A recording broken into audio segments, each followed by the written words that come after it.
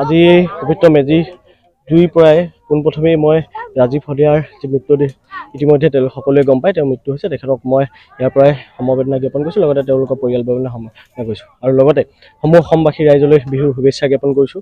ইতিমধ্যে বিহুৰ মেজি জ্বলি উঠিছে, আমাৰ ৰাইজে দেখিছে ইতিমধ্যে বিহু জ্বলি উঠিছে। ডেকাহঁতৰ প্ৰচেষ্টাত এই মেজি প্ৰতি বছৰে এই অনুষ্ঠানটোত বকুল মাজগাঁওবাসী ৰাইজে পালন কৰি আহিছে ভোগালী, আৰু ভোগালী ৰঙৰে পালন কৰিব।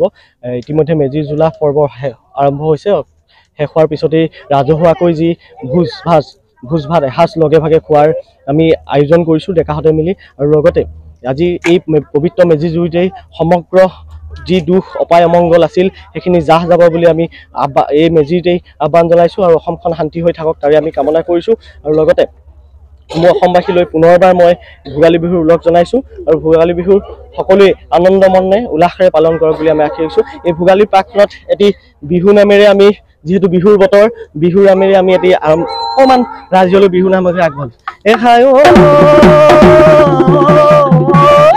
এহাহে হৈ চৰিম গৈ ঐ তোমাৰে পুখুৰী, ঐ পাৰ হৈ পৰি গৈ ঐ চাল,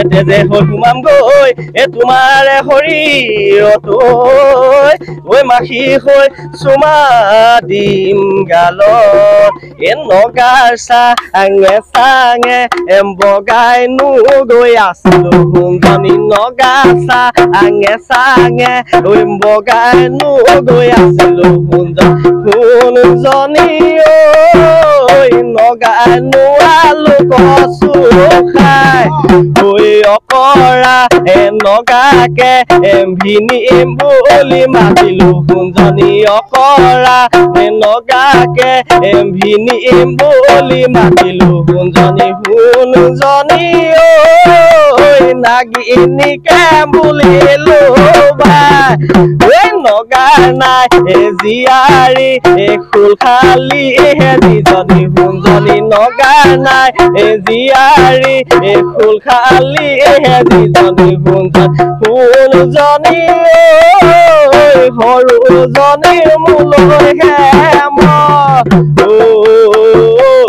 এতোলা সোণেৰে মীনা কৰাই কৰাই আঙঠি মই গঢ়াই দিম, মৰম তুমি দিবানে চেনে তুমি দিবানে, জিৰি জিৰি কৰি হাতৰে লহৰত গামখাৰু মই বনাই দিম, ঐ আমাকো ভাল পাবানে, ঐ আমাকো ভাল পাবানে, ও নাচনী ঐ নচুৱাই ঐ থাকিব, নচুৱাই ঐ থাকিব, নচুৱাই ঐ থাকিব। ভোগালী বিহুৰ বহুত বহুত শুভেচ্ছা জনালো। প্ৰত্যেকবাৰ এইবাৰো আমি ভোগালী বিহু উদযাপন কৰিছোঁ, খুব ভাল মানে উলহ মালহেৰে আমাৰ হেৰি কৰা হৈছে। ইয়াৰ পিছতে আমাৰ মেজি জ্বলোৱাৰ পাছতে ভোজৰ হেৰি আছে, কালি উৰুকা নিশাও যিহেতু ভোজ খোৱা হৈছে, আৰু লগতে আজি আমাৰ এই মেজি জ্বলোৱাৰ পিছত আকৌ খোৱা হয় ভোজটো, তেনেকৈ খোৱা হ'ব। সমূহ অসমবাসীলৈ ভোগালী বিহুৰ আন্তৰিক ওলগ জনাইছোঁ। প্ৰতি বছৰৰ দৰে এইবাৰো মানে ভোগালী বিহু আমাৰ বকুল মাছ গাঁৱত মানে উদযাপন কৰা হৈছে। সকলোৱে মিলি মেজি ভাগ জ্বলোৱা হৈছে, আৰু গৰখীয়া ল'ৰা সকলোৱে গোট খাই খালি ভেলাঘৰ ৰখিলে চবেই ফূৰ্তি কৰিছে, ভাল লাগিছে আৰু ৰাইজৰ লগত। তাকে আজি মাঘৰ এই সংক্ৰান্তিৰ দিনা আজি মাঘৰ আয়োজন বকুল মাছ গাঁৱৰ বাসীয়ে প্ৰতি বছৰে আয়োজন কৰে, আৰু নানা উল্লাস উদ্দীপনাৰ মাজত আয়োজন কৰে।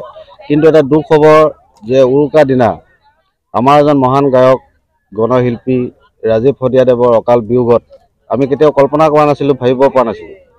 গতিকে তেওঁৰ এই মৃত্যুত আমি অতিকৈ মৰ্মাহত হৈছোঁ, আৰু সেইকাৰণে বকুল মাজগাঁওবাসীয়ে বিশেষকৈ আমি ভোগালী যেনেধৰণে আমি আয়োজন কৰিব লাগিছিল খুব উল্লাস উচ্ছ্বাসৰ মাজেদি, কিন্তু এবাৰ আমি মনত দুখ পাইছোঁ, বহুত আঘাত পাইছোঁ।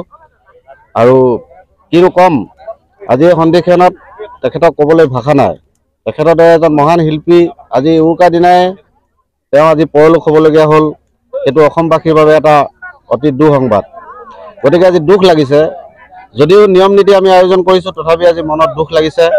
আৰু আপোনালোকৰ মাধ্যমৰ জৰিয়তে সমূহ অসমবাসীক ভোগালীৰ আন্তৰিক শুভেচ্ছা জ্ঞাপন কৰিছোঁ। আৰু ৰাজীৱ শদিয়াদেৱৰ আত্মাৰ আমি সদ্গতি কামনা কৰিছোঁ। নতুন বছৰ শুভেচ্ছা জনাইছোঁ আৰু মাঘৰ বিহু ওলগ জনাইছোঁ। পুৰণা বিহু নাম আগতে আপুনি গাই গম পাইছে পুৰণা বিহু নামটো এতিয়া গাবলৈ পাহৰিছোৱে নহয় এতিয়া নতুন পুৰণা মাজতে গাই দিওঁ আৰু দেই।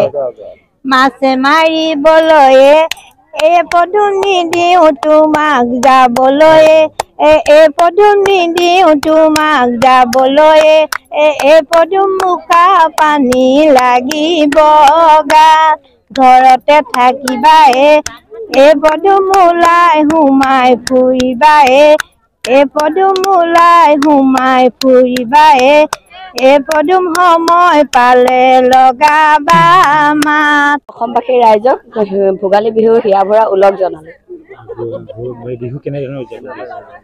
বিহুৱে পিঠা পনা বনালোঁ আৰু কেক বনালোঁ, লাডু বনালোঁ, এই আৰু তেনেকৈ আৰু। আজি এতিয়া মেজি জ্বলাইছোঁ, মেজি জ্বলোৱাৰ পিছত আৰু ভোজ খাম, ভোজ খাই মেলি আৰু আজি তেনেকৈ বিহু। ভোজ এতিয়া কি আয়োজন কৰিছে ৰাইজে এইটো নাজানো আৰু, ৰাইজে যেনেকৈ হেৰি কৰে তেনেকৈ খাম আৰু। মই এটা গাইছোঁ আৰু দেই। যৌৱনো থাকে মানে নমতাই মাতিব, যৌৱনো থাকে মানে নমতাই মাতিব, নোকোৱাই এষাৰি যৌৱনতে যেতিয়া মামৰে যে ধৰিব, যৌৱনতে যেতিয়া মামৰে যে ধৰিব, চকুলৈ নোচোৱা, চকুলৈ নোচোৱা খবৰ